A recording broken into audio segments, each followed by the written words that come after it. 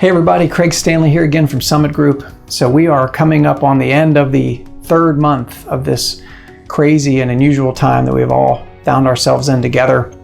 Markets peaked back on February 19th, and as we are all painfully aware of, went into a very deep nosedive with the S&P 500 bottoming out on March 24th and losing over 35% of its value during that time. Now that is the 8th largest drop we've seen in our history, so certainly a significant one, but actually still quite a bit less than the one that we experienced during the Great Recession, 2007-2009, where markets were down over 50%.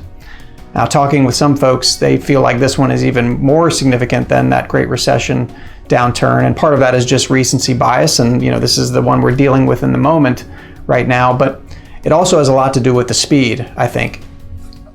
Most downturns to this degree are measured in months and years, and this downturn that we've experienced this year was measured in a matter of weeks. So certainly the fastest bear market that we've ever experienced, and it can certainly make it feel a lot more painful than even others that you've been through before. Now, if this is your first bear market and downturn, it likely won't be your last, so keep that in mind as well. The average investor, average saver is going to experience 8 bear markets in their lifetime. So if anything, use this as a learning experience, learn the fundamentals of long-term investing and practice them and hone them. They will come in handy again down the road. Now, markets have since recovered from that bottom in March. Right now, in mid-May, as I'm making this video, the main US indices are down between 10 and 15% from that February 19th peak. So we have seen a modest bounce back from that bottom. Now the question becomes, do we stay that way and continue to start a recovery, or do we go back down again? And that's really anyone's guess. Depending on who you ask, they're going to all have different opinions. We've heard things like we're going to go into a V-shaped recovery and just head right back up very quickly. We've heard things about U-shaped recoveries, and we've certainly heard some opinions about some W-shaped recoveries where we would ultimately experience another bottom, even more significant than the one we already had, before we go into a true recovery. So I'm here to tell you that nobody knows, and we could go back down before we go back up. So we all need to be prepared for that and leave emotion at the door now, if you haven't already, so that we can get through this together without making poor financial decisions for ourselves. We need to focus on what we can control, and what we can control are things like, am I saving enough? Can I save more and take advantage of this opportunity? Should I be revisiting my budget and my cash flow and getting my financial house in order?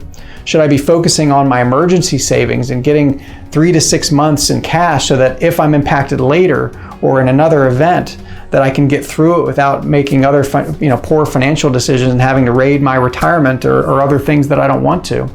If you have been already financially impacted by this because you've been furloughed or because you've had a reduction in hours or your pay, then there are places to access money. And before you do that, I would encourage you to talk to us, talk to a financial professional, make sure that you're making the best decision for yourself. And I'll list a few different sources of potential money on the screen, and you'll notice that retirement plans are towards the bottom, meaning that they are not the best solution. And although they are a solution, we would encourage you to make sure you've thought through all the other potential options out there before you do so. And again, talk to one of us and we'll help you make best decision for yourself. So again, focus on what you can control.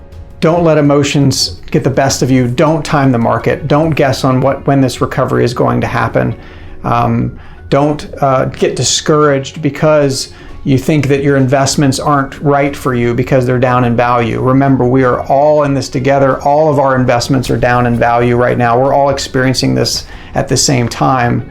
What's important is that we don't make knee-jerk reactions and solidify those losses because emotions got the best of us.